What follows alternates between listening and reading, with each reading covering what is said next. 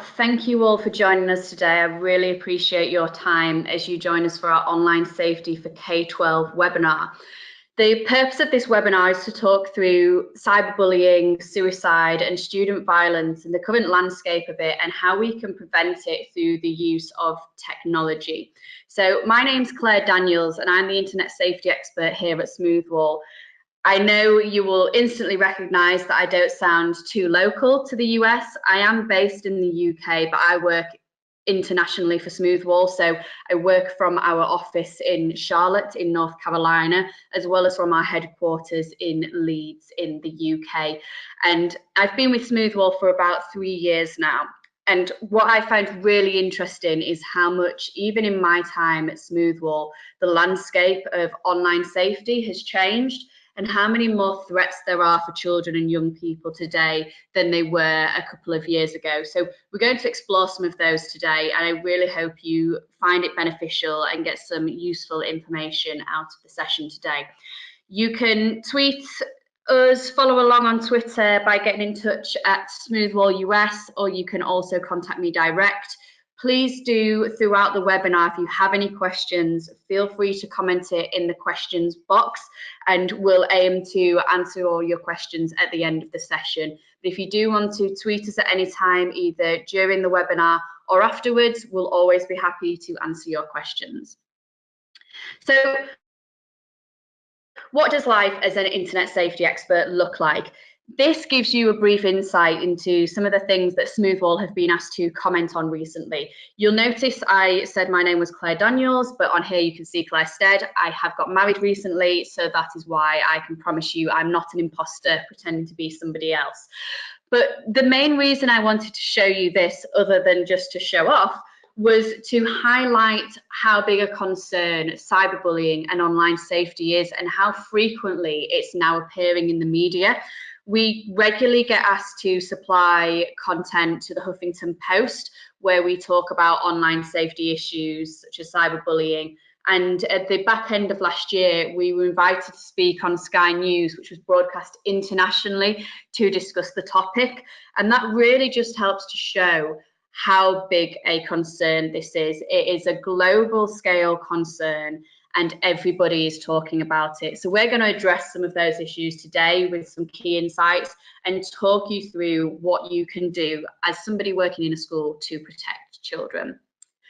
So just a little bit more to know about Smoothwall in case you don't know us already. I'm sure there are a number of existing customers on the line and we welcome you back to hearing from Smoothwall. And to those who are newer to Smoothwall as well, we are the market leading filtering provider into K-12. So we have a solution that pioneered content aware filtering. So what that does is it is able to analyze web content in real time and deliver access to the internet that is safe and secure for children. So we're working with schools across America and across the globe to provide protection for children while using the internet. And now currently we're protecting more than 2.5 million users worldwide, but that is growing every single day. And the reason that's growing is because of our passion to keep children safe online. We're really finding that there's not many other organizations like ourselves that are really taking this on board and trying to take it to the next level. And what we really want to do is to support schools and support organizations in the threats of online safety and how we can protect children. So that's what we're really passionate about, and that's why we're here to speak about it today. Because of our passion, that also led to us launching a specific safeguarding suite as part of our filtering product. And that's what we're going to demo a little bit later on. We have one of our product managers, Craig, on the line, who's going to show you this solution in a bit more detail. And you can just see there at the moment we operate in over 1,000 schools in more than 40 states. But if you are a prospective customer, someone who's looking at Smoothwall, I really hope by at the end of this webinar, you think about installing Smoothwall as a way to protect your children when they're using the internet. So just to give you a brief overview of today's agenda. So we're going to look at some of the statistics surrounding cyberbullying and suicide. And what we're then going to do is actually look at how the two correlate and how this follows on to impact student violence. We're going to look at some of the key trends happening at the moment. And then, oh, I do apologise, I did forget to take that out. We were hoping to have a guest speaker from school, but I will tell you a bit more about that a little bit later on. And we're going to then do a demonstration of the safeguarding product as well. So let's start out by looking at some of the statistics and the current landscape. There are currently 50.7 million students in school in the USA, which is a lot of young people that we need to protect. It's also quite alarming when we look that over half of those school children have reported being cyberbullied. So that equates to over 26 million children who have been cyberbullied or bullied when using the internet. We've then found that 14% of high school students have attempted suicide. That equates to 210,000 children. So that's a really, really upsetting statistic to know that children in school feel bullied, maybe under stress, mental health problems, and driven to the point where they're thinking about taking their own lives. So this is something that we really want to be able to learn to detect and how we can protect children going forward.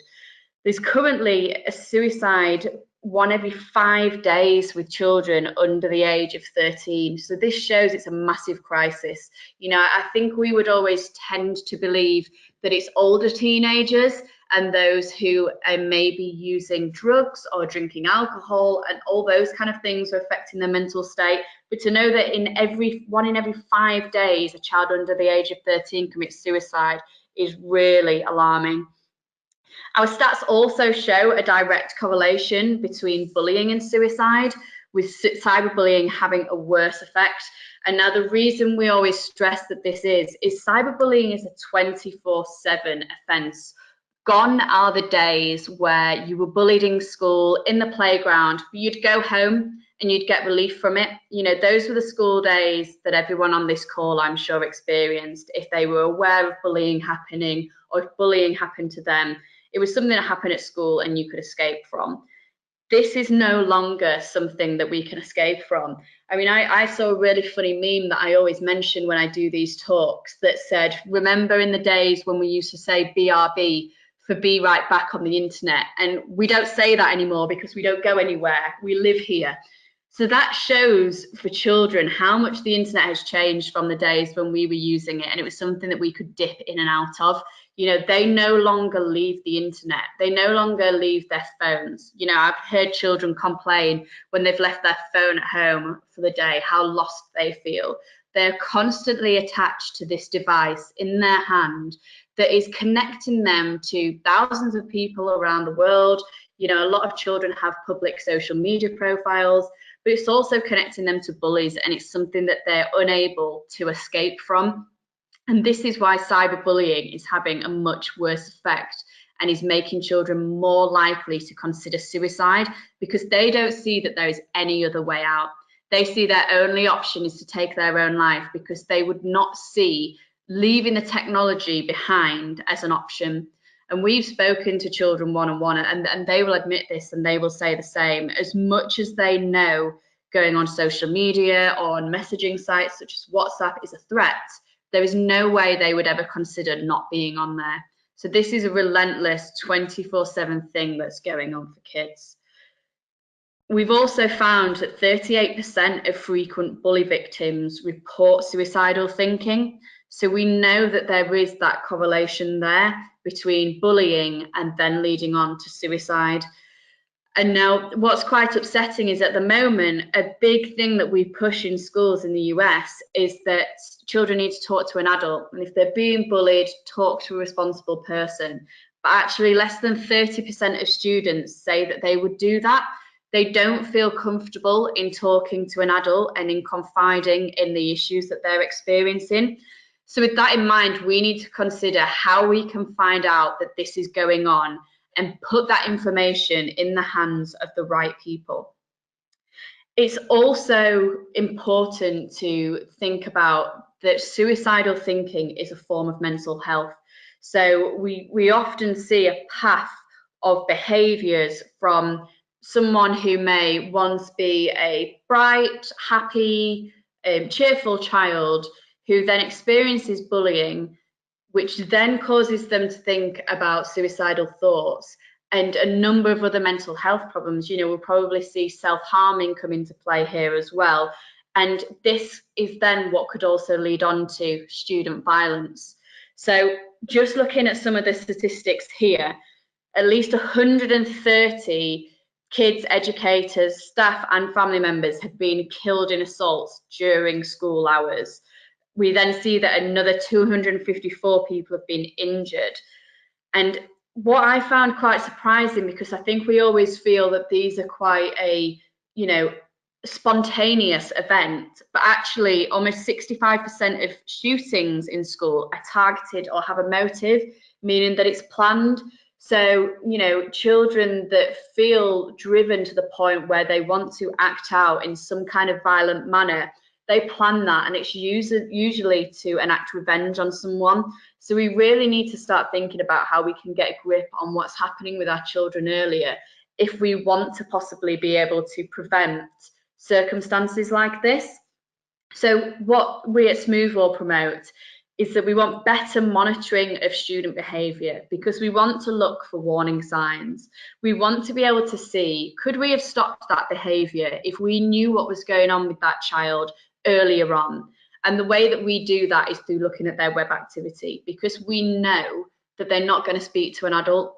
So we have to go and look at the places where they are spending their time and how they are spending their time there. And that's what we're going to discuss today.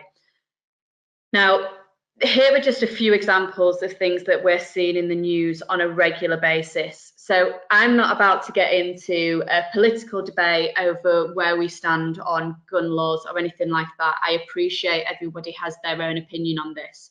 But the one thing I would encourage you to think about is how we could prevent this.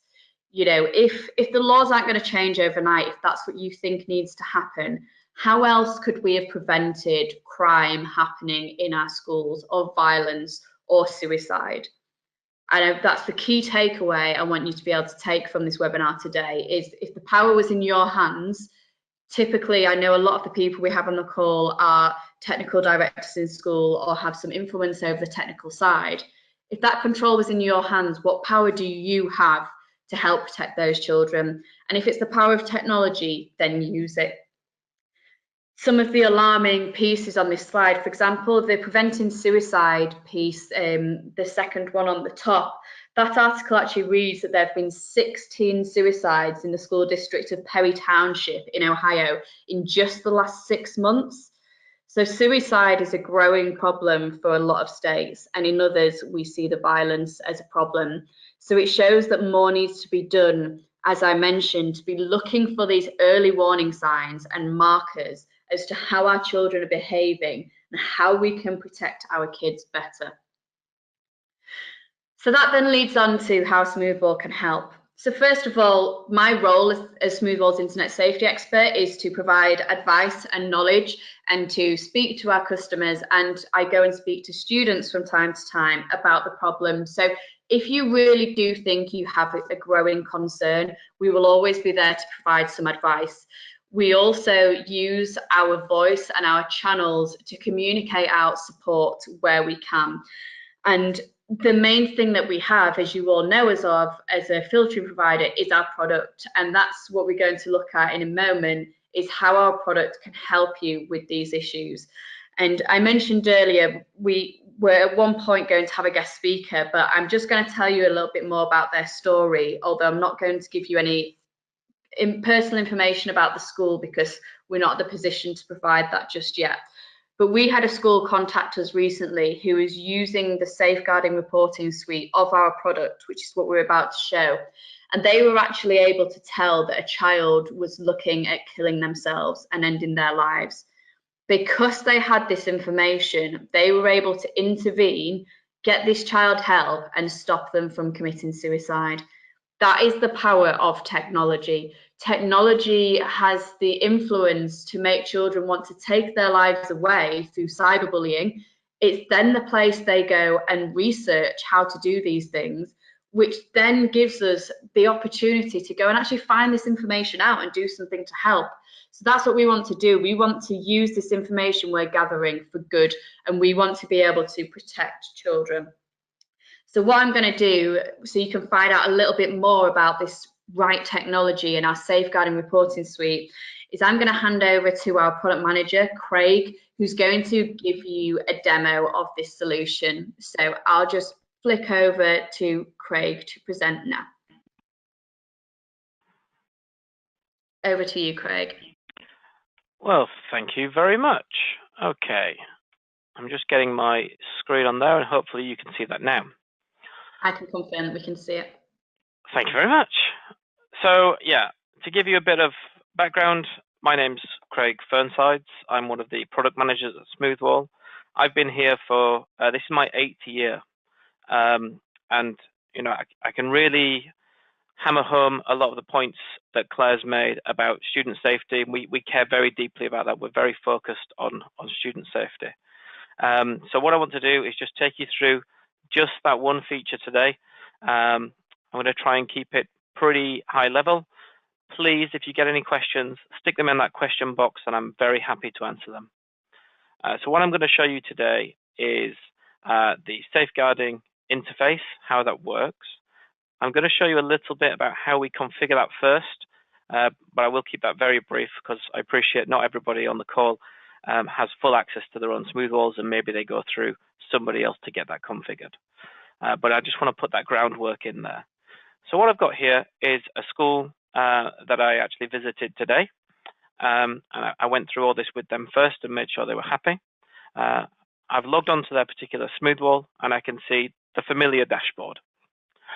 What I then need to do is head over and make sure that we've got policies in place that are actually going to identify and block this content. But what I want to get across is, even though we might not have an explicit policy that calls out self-harm or suicide in this particular block, Smoothwall is still categorizing it. So even if you don't have any policies right now that have a block in place for self-harm, suicide, illegal content, any illegal content, that doesn't matter. Whether you're blocking it or explicitly allowing it, we will still log it, all right? So I want to get that across. However your policy tables look now, and this is quite a comprehensive policy table over at this school, yeah, we don't have to create specific policies to block this. We are always recording it. We're always going to alert on it. For what it's worth, if you did want to put that in place, you'll need to make sure that you've got a block policy, and the section you're looking for is legal and liability when you're creating a group of categories to use in a policy. But I don't want to get bogged down with the web filter too much. Let's head straight over to the safeguarding interface. So what I've got here at this particular school is I've selected the last 24 hours, and I want to see any alerts that have occurred where Smoothwall has classified it as suicide. Now, suicide could be self-harm, it could be drugs, it could be other things that fall into that. So what we do is we actually group different categories together, and based on severity, we will classify them as likely to be one thing or another. Now, it looks a little alarming because I've got 2 alerts, and this is in a 24-hour period at a 2,000 user school. So what I want to do is just take a quick look and make sure we don't have any issues. So if I click into this, I can see straight away I've got an instant hit and something to look into.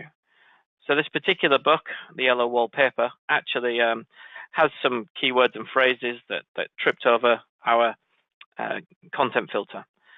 It just so happened in this instance, we actually allowed the content, but that's okay. And I want to get that point across. Just because you've explicitly allowed something, because this is the site that I'm referencing here is actually, you know, Goodreads.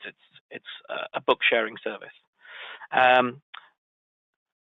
So we wouldn't explicitly want to block that particular content, but as a safeguarding officer or somebody who's concerned with the well-being of children, I want to just know about this, and if there is something ticking along with this particular student, this is an interesting data point.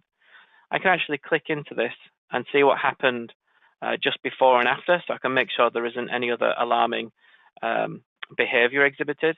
So I can see they're using Twitter, they're then jumping onto Amazon after that. And before that, it looks like, yeah, they were using a little bit of Facebook and they're using Office 365. So yeah, nothing too worrying there. It's a single instance. It looks like that particular book was accessed and no real issues there for me to be concerned with. The next issue listed here is a little bit different in that it's a search term. It's not just a domain or URL that we're looking at. It's actually what a student has typed in. Now, again, this is actually not a terrible incident. And if I click in, we can actually see a little bit more about that.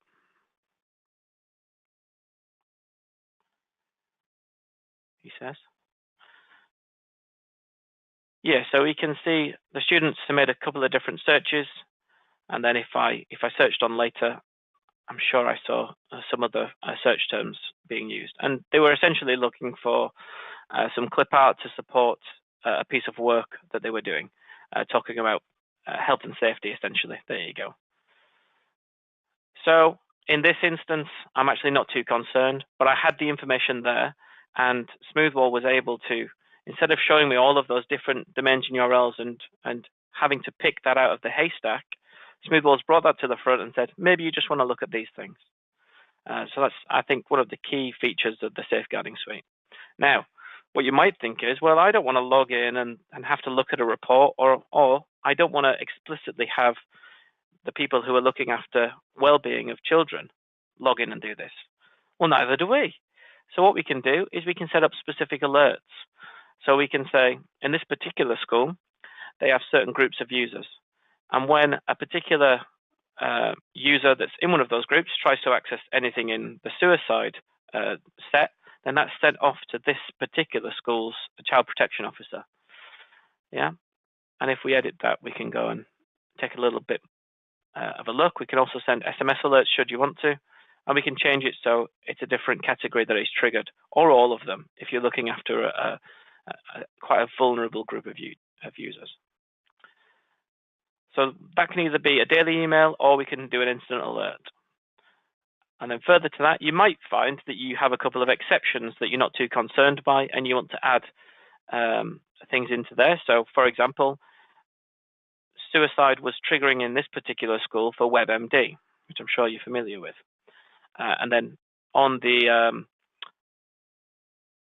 child protection side of things in the UK, we've got a set of products that help educators and child protection officers keep track of that. Well, in this particular instance, they don't want the words and phrases that are used on that site triggering the filtering, because we are going to pick that up.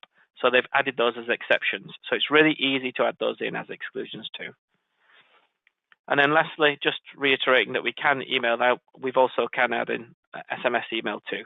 So if you want to alert somebody if something's imperative, we can get those instant alerts in there as well. And then one final thing is, if you did want to give access to those reports, you don't want to scare somebody off by giving a non-technical person access to all of this interface and all of its different myriad of options. So what Smoothwall gives you is the option to configure a portal. And this portal can just have access to a subset of data. So it can be specific reports that you publish. You could add in other controls, like the ability to change some control lists and groups of categories. But in this instance, this school just has the safeguarding report exported to it. So as a member of a security group inside this school's Active Directory, I do not have to know anything about navigating the technical menus of Smoothwall. I just need to have the link to this portal. I log straight in using my AD credentials, and I can see, is there anything that I need to be done? Smoothwall orders the alerts based on the severity, and it gives you some insight as to what you might be facing when you look into these. We can print them out, so we'll create a PDF, and we can export them too. So I wanted to keep it real brief, but just show you some of the features, and hopefully get you to have a look around on your own Smoothwalls and maybe start asking us some questions about how you get this stuff set up. But yeah, this was a real short demo about accessing the safeguarding suite within Smoothwall, and hopefully I've given you some food for thought there. Thank you, Craig. That was great. And I know a lot of our customers in the US are already getting value out of this solution. So we're just hoping that we can encourage more people to use it as well. So I'll just flick the screen back over to me, and hopefully everyone can see my screen there. So yep, we got it. Great. So thank you for your time there, Craig. So what's next? Obviously, of course, we hope those of you who are Smoothwall customers will go away from today and look at configuring your safeguarding reports and really getting the use out of the information. So starting to have this as a wider discussion in the school. You know, whose responsibility is it to look after this information? Who wants to see the reports? Who wants to get the email alerts? Who wants to get the SMS alerts? Because it's the responsibility of a number of people to protect these children. And, you know, it's up to you to take that technology to the people and say, this is what I can do with playing my part to protect children online. So how are we as a school going to implement this better? There is something else that I'd like to ask everybody today to do and to take part in as well. So we're really wanting to start building some of our own research so we can really get a true view of the landscape within schools. So we've seen the statistics, but they're not our own. You know, we've done a lot of research, we've looked at charities, we found out information, and that's what we've reported to you today. But we really want to understand what is going on in the schools of our customers. So following this webinar, you'll be sent a whole host of information about our product and services and any contact details that you might need if you want to follow up with us afterwards. But you'll also be sent a link as an invite to take part in our survey. So I really ask you, as a big favor for you to take part, and please do speak to our marketing team in the US about if you believe you could distribute the survey wider and not just take part yourself, but actually get other people to take part, because we can supply you with that information, because we really, really want to make a difference. You know, that is at the core of everything Smoothwall does, is about keeping children safe online, and we can't do it alone. You know, it takes schools and our customers and everyone we work with to really drive and deliver this message. So hopefully I've given you kind of 15 minutes of your day back by us finishing a little bit early. I would just like to say thank you for everyone for paying attention, for your time. Like I say, really hope you found this useful, and this webinar will actually be available as a recording afterwards. So if you have any other contacts that you want to share this with, it will be available. And I would just say, if there is anything we can help you with, please do ask our team. We'll always be happy to help. And that's about it. I will just wait to see if there's any questions come through. I think anything we've had so far, we've kind of just managed to answer on the chat throughout. But if there's not any questions, we will wrap it up there. But as I say, please do feel free to contact us after today. You can speak to me direct, you can speak to Craig, but there's also a whole team of people based in the US who would be happy to talk to you and help you. So thank you, everybody, and hopefully we'll be back again soon to speak about something similar in the not so near future. Goodbye.